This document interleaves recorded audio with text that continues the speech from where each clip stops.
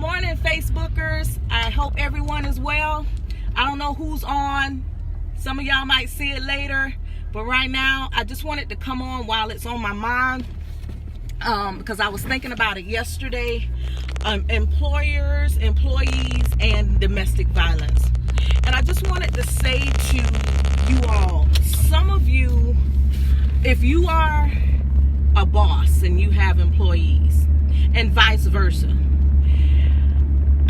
I want to know if some of you have, and this is not to answer it, but I want to know if some of you have open door policies.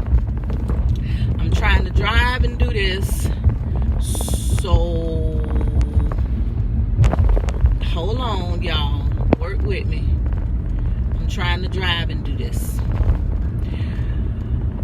Okay. Again, this is a quick conversation for jobs. But I say employers, employees, and domestic violence. Just curious if, some of you as bosses have a real open door policy. Do you support domestic violence? And the reason I say that is because not just now, but extremely now, with all that is going on and the tension that's going on, if some of these jobs that are still open, if you don't have an open door policy, or you are against domestic violence but you don't have that open door policy, or you're not sure how it goes, I just want to ask of you, if you are against domestic violence, even if you have cards or something that you can get from the spring, or if you inbox me, I could send you something that will tell your job, your employers, and your employees, because some may be bosses and have supervisors or what have you, that you support domestic violence. Even if you have something up in the bathroom on the wall that say, I support domestic violence. Even if you have something in your handbooks, your job handbooks, that you support domestic violence, and you're against it. For me, the reason why this touched me is because this is such a tense time, and some people are still working, some are not. But the ones that still go to work, and this is not just for the bosses, it's for the employees to look at your supervisor or your boss, because that person may be having a bad day and you're thinking that they just being snobby, but your boss could be in domestic violence. Domestic violence doesn't discriminate, and domestic violence does not care about your title or your position at the job. I know when I was going through domestic violence, I hid it from my bosses, and they love me. I still call them my mom and pa right now today. When I worked at George F. Young Engineering, Keena and Rick was there for me. I hid the domestic violence. Hey, Auntie Mary, good morning. I hid it from them because, again, I was ashamed. I was embarrassed. But what happened was, because I was the receptionist and I took a lot of the plans to the different places, I had a speaking engagement on my lunch, and it was a lunch and learn for Bay Area Legal Services. So I went to the lunch and learn, and one of our top big people that normally we do plans for, they happened to be at the meeting. And when I was at the meeting, I had no clue who they were. We talked all the time. We talked all the time by phone and everything. But while I was at the speaking, and I was speaking about domestic violence because I had come out of it by then, but I was still going through the process of the courts, him stalking me and all that other stuff. And after I finished speaking, the man stood up and he said, "You work for George F. Young." And my heart fell, because I'm like, oh my gosh, how do he know me? Because I hadn't told my bosses that I was in domestic violence. And I'm like, yeah. and I don't want to put their name out. And he said, I am such and such from such and such. I talk to you all the time, and now I can put a face with the conversation, with the name and who I talked to. And my heart, my adrenaline was going. However, that man wrote a $10,000 check to Bay Area Legal Services to donate towards domestic violence. And by the time I got back to work, my heart's racing. My boss called me in and he's like, why didn't you tell me what you were going through? And I was so ashamed and so embarrassed. And I told him I was ashamed. And him and Ma, I call them Ma and Pa, they were so angry about the situation of me going through domestic violence. Not at me, but the domestic violence. And they had me get a picture of the person I was going through the domestic violence with, and they scanned his picture throughout the entire office. And they set me down and they talked to me. I told them what had been going on, how he was threatening me, how he would watch me at the job and everything. When I tell you that entire job rose up, all the surveyors, the engineers, they rose up like you wouldn't believe. They had his picture pasted all around that office so that if they so much as saw him, it was going to be a problem. And I'm sitting yesterday just, thinking about so much and had a conversation with somebody, and we was talking about domestic violence in the workplace and how some people go to work like I did, wearing shades on a day like this. What you got on shades for? Because my eyes black, the insides of my jaws all swollen, mouth all bloody inside, body sore, and I'm treading lightly because I don't want them to know nothing wrong. And they had no clue what was going on. So it bothered me. So I'm like, I wonder how many people go to work. And I know we're embarrassing. We don't want to talk about it. We don't want our bosses to know, because some people don't want that at their job, and they'll release. I've seen that too. Domestic violence, the person in domestic violence, they find a reason to get rid of them because we're in a right to work state of Florida or something like that. They can fire you for whatever reason and no excuse is necessary or whatever, something like that. But some people don't want to deal with domestic violence at the workplace, which is 100% understandable. However, there are some jobs that will rise up like mine did at the time, and like the one that I'm at now will rise up if I needed it. I don't need it now. To God be the glory.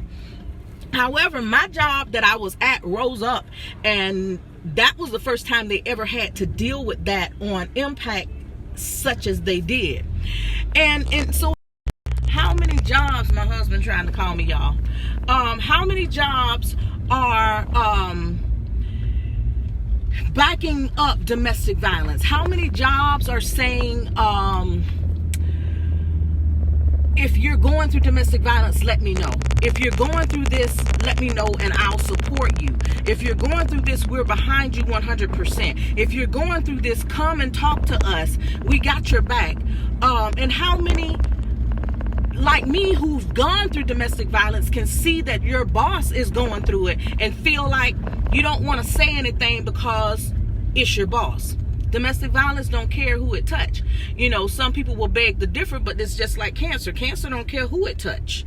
Child, old person, young person, it doesn't care who it touch. And so does domestic violence. Domestic violence does not care about your pedigree. It will touch you. So I just wanted to ask that if you all that are working and you are the boss and you say you have an open door policy, maybe you should talk to some of maybe you in your staff meeting, if you have staff meeting, just kind of throw it out there that you are against domestic violence. You have an open door policy. If anybody needs help or anybody need to talk, that you're there as their boss. And if somebody that you work with, if you've been through domestic violence and you know that somebody you work with is going through domestic violence, why don't you just pull them over and say, hey, are you okay? Sometimes just are you okay will cause somebody to talk. Sometimes you may have to, gosh, let me call my husband. Sometimes you have to come in and you have to ask people every day. You can't just assume, people are being snobby and you be mean as well. Hold on, I gotta tell my husband I'm doing a live.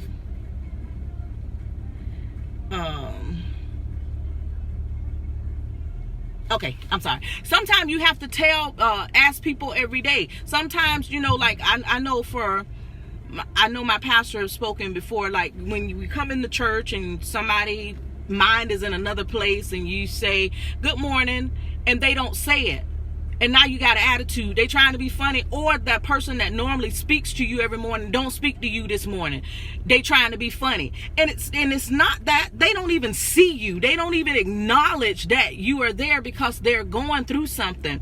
My Mima just came online. Mima, you missed it. I was just talking about you and Paul.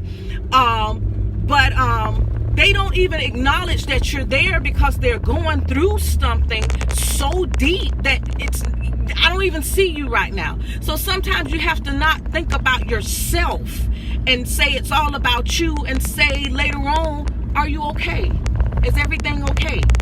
And if you say that you are of God, you might have to take off your flesh hat and step into a place where you pray for them. Go to your desk and pray for them. Ask them if they're okay. But again, domestic violence doesn't discriminate. And I said I wasn't going to be on here long, so I am about to get off. My purpose was to come on was to ask people who work, if you are a boss, if you have employees, do you have the open door policy for your coworkers to come in and tell you that they're going through domestic violence? Do you have an open door policy that if they are running or whatever the case may be, do you have an open door policy that your coworker feels safe enough, confident enough to come and tell you that they're in domestic violence? And sometimes they won't come tell you. But if you just be vigilant, just be watchful, especially during this time, because somebody is getting up, coming to work every day and just been beat all night long. I'm one of those. And like I said, when I worked at George F. Young, once they found out about it, they supported me 100%. Anything I needed, anything the kids needed, if I needed to run, whatever it is I needed, all I had to do was say it, and they backed me up to the max. So right now, especially during this time, and don't just look at females. Yes, males go through domestic violence, even if it's a nagging woman, an abusive mouth woman. Sometimes you just won't see it, but some of you can see it. So right now, if you are at work and you're working every day, talk to your coworkers. Have a staff meeting. If you got a feeling one of your coworkers or one of the people are going through domestic violence, have a staff meeting and just generally talk. Ask everybody how they're doing, how they're coming along. Is everything okay? And just let them know, hey, if anybody's going through any type of domestic violence, this place here, we back you up. We support you in any way that we can. And we are against domestic violence, and we have an open door policy. If it's something you're going through personally, it's okay. Send me a text, send me an email, that we need to have a meeting. It's not that the whole office is going to know. And if you are the boss and somebody comes to you personally and say that they're in domestic violence, I pray that you are a boss that is able to keep that private and not spread it through the office. I don't care if you have an assistant. If that person say, I don't want your assistant to know, I just want you to know, I pray that you respect that, because domestic violence is something, if you've never dealt with it, it's something that is so shameful and so hurtful and so degrading. So if it starts to go through the office like a wildfire, you've just put that person in position for shame. They can't afford to quit their job, but now you got them walking around the office and everybody's asking if they're all right. They're whispering. That's why some people don't talk about it as well. So if you're working during this time of this pandemic, have a staff meeting. Just call a staff meeting and just ask everybody how they're doing individually. It depends on how many in your company. Have a staff meeting. Type up a letter, newsletter. Go on Constant Contact. Type up a letter, ask everybody how they're doing. Put some little bullet points in there. Just wanted to let you know. I know this is a strenuous time right now. Everybody's going through stuff. There may be some tension in the house, the tension in the home, or whatever. However you want to word it. If you have a big company and you just need to get it out to everybody, do a Constant Contact that you can send out to all of them and just say, we just want to let you know, we know there's a lot of tension. Some may be going through tension at the home, but we are here to support you in any way. And again, domestic violence does not have to be physical. It can be verbal. Somebody can be going home being cursed out every day. Words will stick. You can slap somebody. Out of all the years, of the 10.5 years of domestic violence I went through, I cannot tell you what every hit felt like. I can still tell you I got the residue of the pains, the residue of the fibromyalgia and all that stuff that came with it. However, I cannot tell you I remembered the slap. But some of those words that were said to me, I can still hear them, and the enemy still sometimes try to bring those words up at me right now, even though I've been out of it for years. I'm married, got a whole new husband that don't speak nothing to me but life and love. But even still, I still hear some of those words. I still can remember. I could be doing something, and I don't know where the enemy will rise that word up in my ear, and I have to shake myself loose. I have to encourage myself. I have to rebuke and everything else. So people don't have to be going through something physical. So don't be looking for somebody to come in with shades on or walking funny or they bike hurt. They could be being torn down with words. So I say to you, and even employees, if you check your boss, make sure your boss is not going through nothing at home. Again, during this time I've been speaking on domestic violence. As much as I've been speaking, I've heard so many people. I've even spoken to a judge that grew up in domestic violence when she first started, and then when she got married, she first started going through the domestic violence. She had to pull a knife as a judge, went on the bench every morning and was being abused by her husband, but nobody knew until she pulled a knife on him. But she beat the case because she had records and people knew it. I've talked to people, of course, many people in church, even pastors' wives that sat in the church and being abused. It doesn't discriminate. So if you got somebody, you can't just think their title exempts them from being abused. So look at your people, look at your daughters. Look at your son, because I know so many people that talk against domestic violence, and it couldn't be them, it couldn't be you, it couldn't be this, it might not be you, it might be your daughter, it might be your granddaughter, it might be your son, it might be your grandson. So you need to be vigilant, you need to be watchful of what you say out your mouth about domestic violence, and not look at yourself just because you might not go through it. It might skip you and go on to your daughter who won't say anything at all. It might go through your son who won't say anything because you raised him as a man to not hit a woman. So this woman got a fly mouth, always got something to say out of her mouth, disrespectful, and think it's cute and think the man is weak just because he won't punch her in the nose or something. And some women are so used to be in abusive relationships that when they get with a man that won't slap them, cuss them out, they try to taunt that man to try to push his buttons, and then if he won't slap her or disrespect her, then she call him a weak man and call him all out his name. Ladies, I tell you the truth, it's not a beautiful thing. I think some of y'all think it's cute because it was once me. I tell you that on every live I do. It was once me. My mouth was so ugly. My mouth was so foul. I would say stuff to a man to make him fall into a fetal position like a child. My mouth was horrible, but I thank God that he turned this nasty mouth into a mouth that was speaking tongues, singing tongues, just worship him in tongues. He turned these tongues around for his glory. So ladies, don't think it's cute that you disrespect a man. And don't think it's cute that you put your hand on a man. I am so against domestic violence. I lived in it 10.5 years. I believe in telling a man if she put her hands on you, put her in jail. Don't holler back, that'll make me look like a chump. Put her in jail. Lock her up. The same way if you was to push her down, she gonna call the police on you and you gonna go to jail for defending yourself. Lock her up. Lock her up. Get her off you. defend yourself, but put her in jail. Women have to learn the same thing. Don't put your hands on nobody. All that people saying, well, men hit harder than women. We women can hit hard. Bottom line is, women, keep your hands off these men, and keep your disrespectful tongue off these men, and then call them cowards because they won't knock you down or slap you or disrespect you and call you out your name, because sometimes y'all been so used to that until it seems not right if you get a man that talk to you like you're somebody, talk to you like you're supposed to be talked to. So again, I got to go home. I think my husband waiting on me before this rain start, even though I got to get back to work.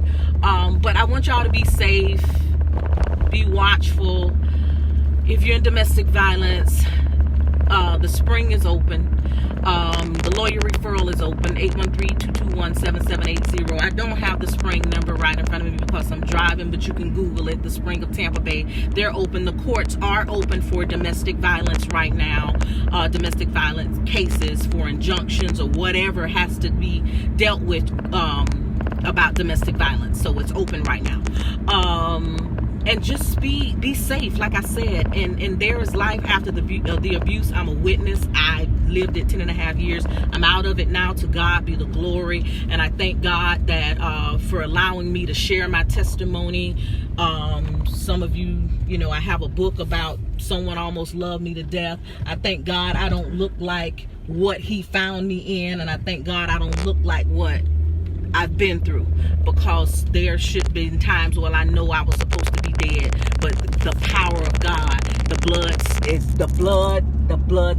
blood, his grace and his mercies kept me, because domestic violence that I endured, I was supposed to be dead. I love you too, Chastity. Love you.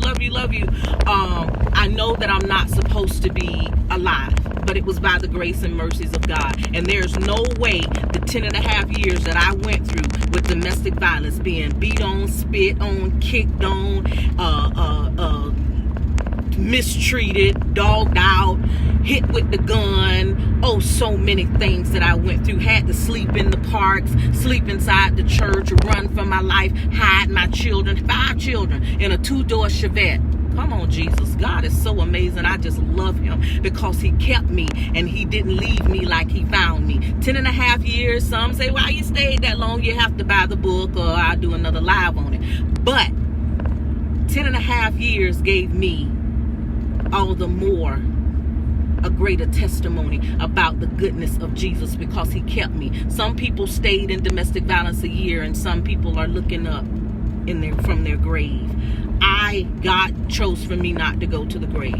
So I choose to open my mouth and speak loudly about domestic violence, because domestic violence is real. And we can't say that it's not going to happen to us, because it wasn't supposed to happen to me. I was a big mouth. I wish a man would. I'd kill him. I'd throw grits on him. I'd do all this stuff. Well, he did for 10.5 years, and I didn't throw grits on him, not now time. And then while I was going through domestic violence, I messed around and got saved, so I couldn't throw no grits on him anyway. I had to wait on Jesus to move him out my way. And I had to wait till I released God's hand, because I was more afraid of that man than I was of God. But when I was no longer feeling sorry for him, see, sometimes we stay in situations because we feel sorry for the person. When you stop feeling sorry for the person, then you can release them. Why we feel sorry for them? Because most of them that abuse ain't got nowhere to go. There is so much that's added to these people that abuse. But when you stop feeling sorry for them, then you're able to let them go. But I thank God that he brought me out. And he brought me out with a shout. He brought me out with a testimony. And I'm still alive. And to God be the glory. Okay, I'm going around these curves. I ain't fixing to look at this camera, because I'm not fixing to be in this water or this ditch while I'm going around these curves. So y'all be blessed. Y'all stay safe. And those of you who's come out of domestic violence, come from behind the wall and shout. Shout with the voice of triumph. Give somebody your testimony. It may just save their lives. There is life after the abuse. Love you.